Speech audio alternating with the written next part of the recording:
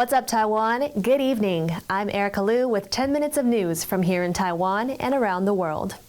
People across Taiwan were shaken awake early Wednesday by an earthquake and phone alerts, warning them to seek cover. The quake struck off the coast of Hualien, about 60 kilometers south of Hualien County Hall, causing panic and some damage.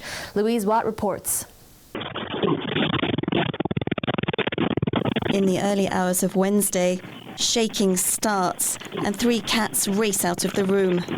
Their owner quickly sets down his bowl of noodles.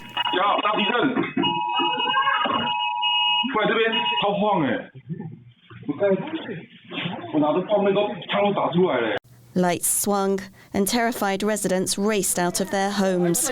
从12楼跑下来，地震2次，超害怕。摇晃的时间很久吗？您觉得很久哦？那震度？你看我皮鞋我脱下来，来不及穿哦。是。Taiwan's biggest earthquake so far this year hit at 1:41 a.m. off the coast of Hualien County, at a depth of 30 kilometers and about 60 kilometers from the county hall. It was felt across Taiwan, with the intensity reaching 6 on a 7-point scale in Changbin Township in Taidong County. An 88-year-old resident there was rushed to the hospital after being hit in the head by falling debris. As the aftershocks kept coming, the hospital decided to treat patients outside. 规模6.6，接下来呢，它有马上在43分又有一个规模6.1的余震，然后接下来有好几个规模4点多的，4.7、4.9、4.5都有啊。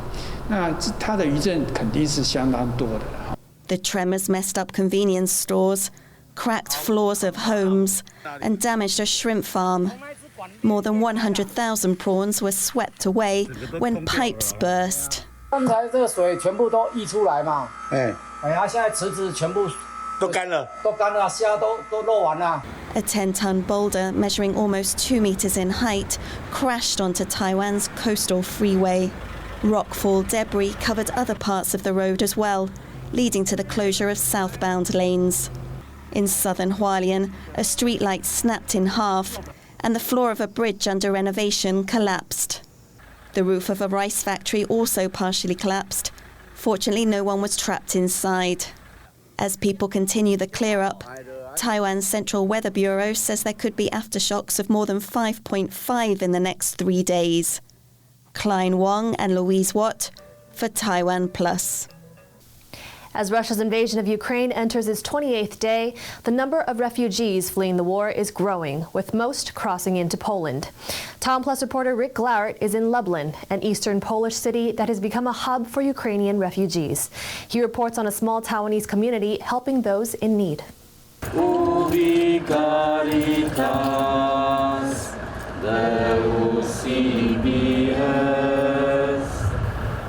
These aid workers in the Polish city of Lublin are praying before they break for lunch. Standing with them is Joey Chen, a medical student from Taiwan. Living in Lublin, he volunteers for Tsai-Abe, one of Taiwan's largest Buddhist charities.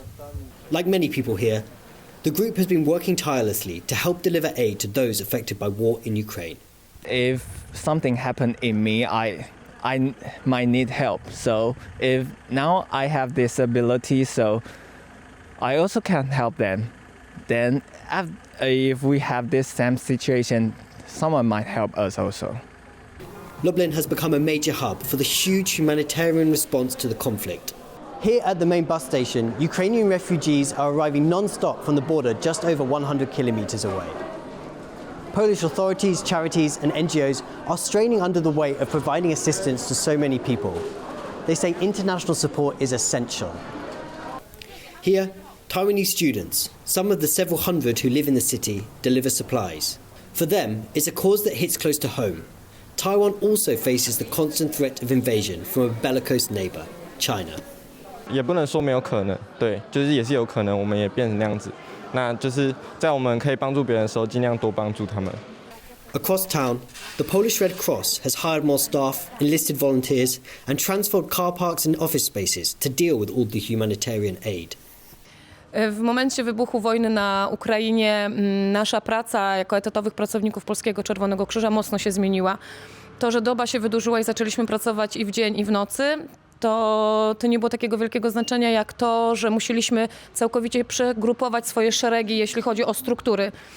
But after their basic needs are met, food, shelter, medicine, refugees may have to start building a life in this area as the war in their homeland rumbles on. That's where Taiwanese business person Jimmy Lin wants to help. He's opened these student dormitories to give low-cost accommodation to Ukrainian refugees. And he has plans to transform these teaching rooms into a school for Ukrainian children. All the Ukrainian people, they have their daily life. Everybody, the kids go to school, the parents work, and suddenly, why they need to suffer from this?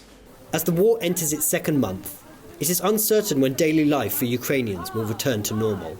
But in this Polish border city, people from around the world are coming together to help deliver some comfort. Blackout in Lublin, Poland for TaiwanPlus.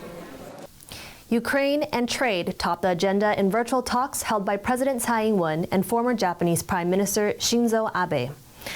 One of the main topics discussed, Taiwan's bid to join the Tokyo-led Comprehensive and Progressive Agreement for Trans-Pacific Partnership. The 30-minute virtual discussions also addressed Russia's invasion of Ukraine, with Tsai saying that scenario should not be allowed in the Indo-Pacific region. The meeting was organized by a Japanese parliamentary group that promotes ties with Taiwan's legislature. Abe stepped down as Japan's prime minister in 2020, but remains an influential political figure. Taiwan's defense ministry says it is selecting pilots who will be sent to the United States for training on new drones. The pilots will learn to operate the MQ-9B Hunter Killer, made by U.S. company General Atomics Aeronautics Systems. Taiwan is planning to buy 4 of the drones at a cost of nearly $760 million. A Taiwan defense official says they expect to send the selected officers to the U.S. in 2024 and receive shipment of the drones in 2025. 3 employees of Taiwan Power company known as Taiwan Power are being investigated over a blackout that left 5 million households in the dark earlier this month. It's believed that human error was responsible for the outage. Authorities are also investigating allegations that the blackout may have led to the death of an 80-year-old man in the southern city of Kaohsiung. Phil Wang reports. The bed left behind by the 80-year-old grandfather. Wu died on March 3rd, soon after a nationwide power outage.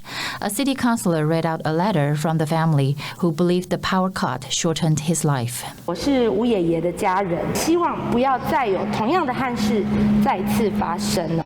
The family said the 80-years-old Wu was on a respirator and his oxygen generator lost power due to the blackout. Wu passed away just an hour into the power outage, which in some parts of the city lasted for nearly half a day. The family reported the incident to the Taiwan Power Company multiple times, but received no response.